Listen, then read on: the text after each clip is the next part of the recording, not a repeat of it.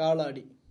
இந்த பேருக்கு பின்னாடி மிகப்பெரிய வரலாறும் அடக்க முடியாத வீரமும் ஒளிஞ்சிருக்கு. இப்போ உங்களுக்கு நான் சொல்ல போகிற வரலாறை நீங்கள் புரிஞ்சுக்கணும் அப்படின்னா, இப்போ இருந்து 300 வருஷத்துக்கு முன்னாடி காலப்பயணம் பண்ணணும். ஆங்கிலேயர்களுடைய ஆட்சி நடந்துக்கிட்டு இருக்கிற சமயம் 1700களில் தமிழ்நாடு 72 பாளையங்களாக பிரிக்கப்பட்டு, அதில் ஒரு முக்கியமான ஒரு பாளையம் நெற்கட்டான் சேவல். அந்த நெற்கட்டான் சேவலை ஆட்சி பண்ணிட்டு இருக்கிறவர் பூலித்தேவர். அந்த பூலித்தேவரோட படைத்தளபதி வெண்ணிக்காலாடி. யார் இந்த பூலித்தேவர், யார் இந்த வெண்ணிக்காலாடி, இது எல்லாமே தெரிஞ்சுக்கலாம். 300 வருஷத்துக்கு முன்னாடி என்ன நடந்தது அப்படின்னு பார்க்கலாம். வாங்க வீடியோக்குள்ள போகலாம்.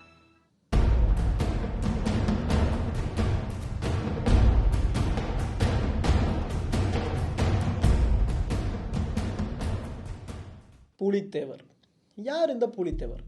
ஒரு பாளையக்காரர். 72 பாளையத்தில் ஒரு பாளையத்தை ஆட்சி செஞ்சுக்கிட்டு இருக்கிறவர். பாளையம் அப்படின்னா இன்னைக்கு இருக்கிற ஒரு டிஸ்ட்ரிக்ட் மாதிரி வந்து வச்சுக்கோங்க. அன்றைய காலகட்டத்தில் மிகப்பெரிய ஒரு 2-3 கிராமங்கள் சேர்ந்து ஆட்சி பண்ணிட்டு இருக்கிறவங்க தான் பாளையக்காரர்கள் அப்படின்னு சொல்லலாம். வெகு சிறப்பாக ஆட்சி பண்ணிட்டு இருக்கிறாரு பூலித்தேவர். அவர் ஆட்சி பண்ணிட்டு இருக்கிற ஊருக்கு பெயர் நெற்கட்டான் சேவல். இந்த ஊருக்கு அந்த பெயர் வந்ததே ரொம்ப சுவாரஸ்யமான ஒரு விஷயம். ஆங்கிலேயர்கள் வரி கேட்டு பூலித்தேவர்கிட்ட போகிறாங்க. பூலித்தேவர் வரி கொடுக்க மாட்டேங்கிறார். ஆனால் நெல்லாவது கொடுப்பா, வரி கொடுக்க நெல்லாவது கூட அப்படின்னு கேட்குறாங்க. நெல்லை கூட கொடுக்க மாட்டேன், நெல் கட்டான் செவல் அப்படிங்கிறதா அந்த ஊருக்கான பெயர். நெற்கட்டான் சேவல் இன்னைக்கு திரிஞ்சு நெற்கட்டும் சேவல் அப்படின்னு இன்றைய ஊர் வழக்கத்தில் அழைக்கப்படுதுங்க. அந்த நெற்கட்டான் சேவல் ஆட்சி பண்ணிட்டு இருக்கிறவர் பூலித்தேவர். இன்னும் குறிப்பாக சொல்லணும் அப்படின்னா, முதல் சுதந்திர போராட்ட வீரர் அப்படின்னு நம்ம அவரை சொல்லலாம். ஆங்கிலேயர்கள் அந்த காலத்தில் நம்மளை ஜெயிச்சதுக்கான முக்கியமான ஒரு காரணம் என்ன? அவர்கள் துப்பாக்கி வச்சுருந்தாங்க, நம்ம ஆளுங்க ஈட்டியும் கத்தியும் தான் வச்சுருந்தோம். அப்படிப்பட்ட காலத்திலையும் ஆங்கிலேயர்களை வெற்றி பெற்றார் பூலித்தேவர். ஒரு முறை அல்ல, 2 முறை அல்ல, 3 முறை ஆங்கிலேயர்களை எதிர்த்து வெற்றி பெற்றிருக்கிறார். உங்கள் எல்லாருக்குமே மருதநாயகம் கான் சாஹிப் தெரியும். அவர் 3வது முறையாக போர் தொடுத்து வர்றாருங்க பூலித்தேவர் மேலே. அவர் வந்து துப்பாக்கியில் வந்து நிறைய பீரங்கெல்லாம் வச்சுருக்காங்க. ஆனாலும் நம்ம பூலித்தேவர்கிட்ட வீரத்தின் மிகுதியாலையும் போர் பயிற்சியாலையும் அவர்களை ஆங்கிலேயரை தெரிச்சு ஓட விட்டாங்க. 3 தடவை தோத்துட்டாங்க. யாரு? ஆங்கிலேயர்கள். அடுத்த தடவை தோக்கக்கூடாது அப்படிங்கிறதுக்காக சூழ்ச்சிகரமாக என்ன செய்கிறாங்க அப்படின்னா, இரவுலேயே அந்த ஊரை நெற்கட்டான் சேவலை தாக்குறதுக்காக முகாமிட்டு இருக்கிறாங்க ஊரை சுற்றி. இந்த தகவல் நெற்கட்டான் சேவலை ஆட்சி பண்ணிட்டு இருக்கிற பூலித்தேவரோட படை தளபதியான வெண்ணிக்காலாடிக்கு தெரியவர். படைத்தளபதியான வெண்ணிக்காலாடி. காலாடி அப்படின்னா போர் படையில் காலாட்படை வீரர்களை குறிக்கக்கூடிய ஒரு சொல். வெண்ணிக்காலாடி. வெண்ணிக்காலாடி ரொம்ப வீரமான ஒரு முக்கியமான ஒரு படைத்தளபதி பூலித்தேவருக்கு. அவர் இருந்ததுனால தான் 3 போர்களையும் அசால்ட்டாக பூலித்தேவரால் ஜெயிக்க முடிஞ்சது. கும்பினியர் ஊரை சுற்றி முகாமிட்டு இருக்கிறாங்க. அதாவது ஆங்கிலேயர்களை கும்பினியர் அப்படின்னு அந்த காலத்தில் அழைப்பாங்க. ஆங்கிலேயர்கள் ஊரை சுற்றி வந்து முகாம் போட்டாங்க அப்படிங்கிற தெரிஞ்ச படைத்தளபதியான வெண்ணிக்காலாடி சில வீரர்களை கூட்டிக்கிட்டு அந்த முகாமை தாக்குறதுக்காக போகிறார். அவர் ஒவ்வொரு வீரர்களை வெட்டி வீழ்த்திக்கிட்டு வந்து போயிட்டு இருக்காரு. அந்த முகாமை துவம்சம் செஞ்சுக்கிட்டே இருக்காரு. அப்போ ஒளிஞ்சிருந்த ஒரு வீரன், ஆங்கிலேய வீரன் என்ன செஞ்சிடறான் அப்படின்னா, மறைந்திருந்து வெண்ணிக்காலாடியை தாக்கிடுறான். ரொம்ப கடுமையான ஒரு தாக்குதல், மிகப்பெரிய ஒரு போராட்டம் அந்த முகாமில் வந்து நடந்தது. அந்த சண்டையில் வெண்ணிக்காலாடிக்கு மிகுந்த காயம் ஏற்பட்டுருச்சு. அதாவது எந்த அளவுக்கு அப்படின்னா, அவருடைய வயிறு அறுபட்டு குடல் வெளியே வந்துருச்சு. அந்த அளவுக்கு மிக பயங்கரமான ஒரு சண்டை. குடல் வெளியே வந்துருச்சு, வயிறு கிழிக்கப்பட்டிருக்கு. அந்த நிலைமையிலையும் நான் சொல்கிறத நீங்கள் ஜஸ்ட் இமேஜினேஷன் பண்ணி பாருங்கள். ஒரு படம் வந்து உங்கள் மனசில் ஓட்டி பாருங்கள், அப்போ தான் வந்து உங்களுக்கு புரியும். அந்த நிலைமையை என்ன செய்கிறாரு, அவர் உடையில ஒரு பகுதியை வந்து கிழிச்சு வயிற்றில் கட்டிக்கிட்டு மறுபடியும் சண்டை போடுறாரு. சண்டை போடுறது மட்டும் இல்லை, இந்த தகவலை மன்னருக்கு தெரிவிச்சிடணும் அப்படிங்கிறதுக்காக புயல் வேகத்தில் கோட்டையை நோக்கி போகிறார். நெற்கட்டான் சேவல் கோட்டையை நோக்கி போகிறார். ஏற்கனவே மிகுந்த காயம், மிகுந்த ரத்தப்போக்கு வந்து போய்கிட்டு இருக்கு வெண்ணிக்காலாடி. புயல் வேகத்தில் வந்த வெண்ணிக்காலாடி அவசரமாக போய் பூலித்தேவர்கிட்ட நடந்த விடயங்களை சொல்லி கீழே விழுந்துடுறார். அவரை தன் மடியில் தூக்கி வச்சுக்கிட்டு என்ன நடந்ததுன்னு கேட்குறாரு. அப்போ பூலித்தேவர்கிட்ட வெண்ணிக்காலாடி சொல்கிறாரு, கும்பினியார்கள் ஊரை சுற்றி முகாமிட்டு இருக்கிறாங்க, என்னால் முடிஞ்ச அளவுக்கு இந்த பாளையத்தை நான் காப்பாற்றினேன் அப்படின்னு சொல்லி பூலித்தேவருடைய மடியிலேயே உயிரை விட்டுட்டாரு வெண்ணிக்காலாடி. பூலித்தேவரோட மிகப்பெரிய ஒரு படைத்தளபதி, யாருக்குமே கலங்காத அஞ்சாத மன்னன் பூலித்தேவர் வெண்ணிக்காலாடி இறந்ததுக்கு கதறி அழுகிறார். இதை நம்ம சிந்து இன்னைக்குமே நம்ம நாட்டுப்புற பாடலில் கேட்க முடியும். வெண்ணிக்காலாடிக்கு பூலித்தேவர் அவருடைய நினைவா மரியாதை நிமித்தமா ஒரு நடுகள் வச்சிருக்கிறாருங்க அவர் இறந்த இடத்துல. நடுகள் இப்போ நடுகள்னா என்ன அப்படின்னு பார்க்கணும். அதாவது நம்ம சங்க காலத்தில் இருந்தே நடுகள் அப்படிங்கிறது நமக்காக, நம் மக்களுக்காக, மண்ணுக்காக உயிர் நீத்த வீரர்களுக்கும் பெரியவர்களுக்கும் நினைவாக வைக்கக்கூடிய ஒரு கல் நடுகள் அப்படி சொல்லலாம். கல்ல நிறைய வகைப்படும். குத்துக்கல், நடுகள் அப்படின்னு நிறைய வகையான கற்கள் இருக்கு. இன்னும் குறிப்பாக சொல்ல போனால் நரைமீட்டோர்கள், வடக்கிருந்தோர்கள், பத்தினி படிமக்கள் அப்படின்னு கிட்டத்தட்ட ஒரு 18 வகையான கல் நம்ம ஊரில் வந்து வழக்கத்தில் இருக்குங்க.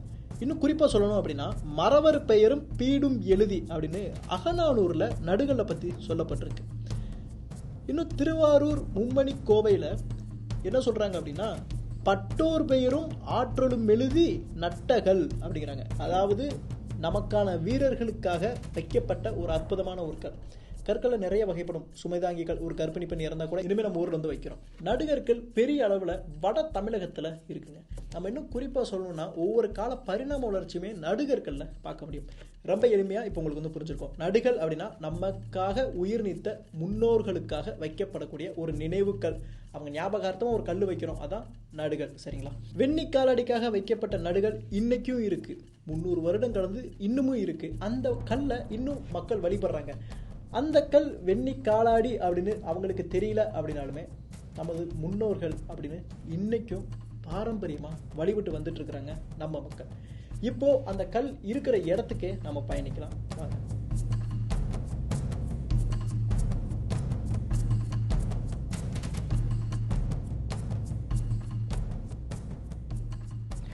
இப்போ நம்ம அந்த நடுகளை தேடி வந்திருக்கோம். ராஜபாளையத்திலிருந்து ஸ்ரீவில்லிபுத்தூர் போகிற வழியில், அதாவது ராஜபாளையத்திலிருந்து ஒரு 5 கிலோமீட்டர் தொலைவிலையும், ஸ்ரீவில்லிபுத்தூர்லேருந்து ஒரு 9 கிலோமீட்டர் தொலைவிலையும் இடையன்குளம் அப்படிங்கிற ஒரு அழகான கிராமத்தை ஒட்டி இருக்கிற வெண்ணிக்காலாடியை அடைஞ்சிட்டோம்.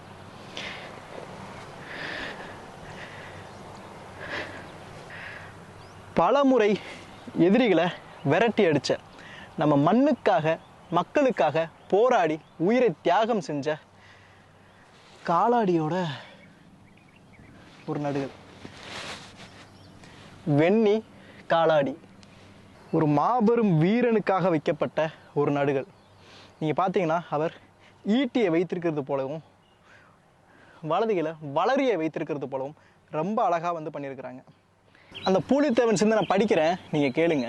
அதாவது வெண்ணிக்காலடியை பற்றி அதில் வர்ற வரிகள்: கடமை வீரனப்பா காலாடி வீரனப்பா, சூராதி சூரனப்பா சூழ்ச்சியில் வல்லவனப்பா, தாயகம் காத்தே தரணி புகழடைந்தானப்பா, தார்வேந்தம் பூலி பட்டயம் பெற்றானப்பா, பார்துளங்க பூலி மன்னன் போர் துளங்க வெண்ணி பாய்ந்தோடி சண்டைகள் போட்டானே, பாய்ந்தோடி சண்டைகள் போட்டானே, பரங்கியர் தலை வெட்டியே காலாடி பாங்காய் குவித்திட்டான் மலை போலே, பரங்கியர் தலைகளை வெட்டியே காலாடி பாங்காய் குவித்தான் மலை போலே, எத்தனை பட்டாளம் வெட்டினானடா வெண்ணியை எதிர்க்கவும் ஒரு ஆள் கூட இல்லையடா, எத்தனை பட்டாளம் வெட்டினானடா, அத்தனை பேரோட முடிச்சாரு.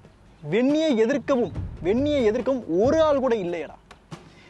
செங்குருதி நனைந்து பூலித்தேவன் செங்குருதி நனைந்து தாக்கப்பட்டான். சொன்னல, செங்குருதி நனைந்து பூலித்தேவன் வண்ண சீர்மிகு மேனியெல்லாம் கொப்பளிக்க காலாடி உயிர்க்கோர் காலன் வந்திட்டான். யமன் வந்து இவர் உயிர் எடுத்துட்டு காற்றாய் பறந்துட்டான்.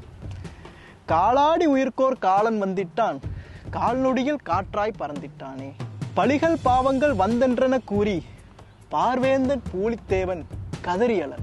இவர் இறந்ததுக்கு கதறி அழுகிறாரு பூலித்தேவன் அப்படின்னு அந்த நாட்டுப்புற பாட்டு வந்து வருதுங்க. ஒரு மாபெரும் வீரனை பற்றி, நம்ம மக்களை காத்த ஒரு போர் வீரனை பற்றி பூலித்தேவன் சிந்துல ரொம்ப அழகா வந்து கொடுக்கப்பட்டிருக்கு.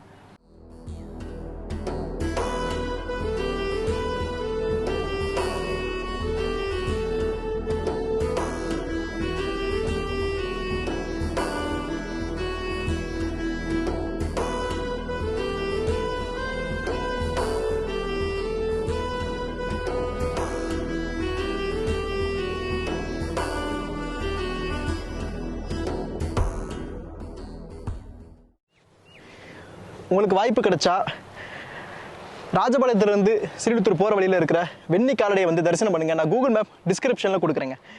மிகப்பெரிய ஒரு போர் வீரன், நம்ம மக்களுக்காக உயிர் தியாகம் பண்ண ஒரு அருமையான ஒரு படை தளபதி, பூலித்தேவனோட ஒரு படைத்தளபதி இன்னமும் இருக்கக்கூடிய ஒரு நடுகள், ஒரு அருமையான இடங்க, கண்டிப்பாக வந்து பாருங்கள். இந்த வீடியோவை நீங்கள் நிறைய பேருக்கு ஷேர் பண்ணுங்கள். ஏன்னா இப்படி ஒரு இடம் இருக்குது, இவ்வளோ பெரிய ஒரு வரலாறு இருக்குன்னு எல்லாருக்குமே தெரியணுங்க. இந்த வரலாறு இன்று பகிரப்பட்டால் மட்டும்தான் இந்த வரலாறு அடுத்த தலைமுறையினரால் அறியப்படும். இணைந்தே இருங்க. இதே மாதிரி நமக்கு தெரியாத, நமக்கு தெரிந்தும் அதோட வரலாறு புரியாத பல வரலாற்று இடங்களை உங்களுக்கு கொண்டு வந்து நான் சேர்க்குறேன். அடுத்த ஒரு வரலாற்று பயணத்தில் சந்திக்கலாம்.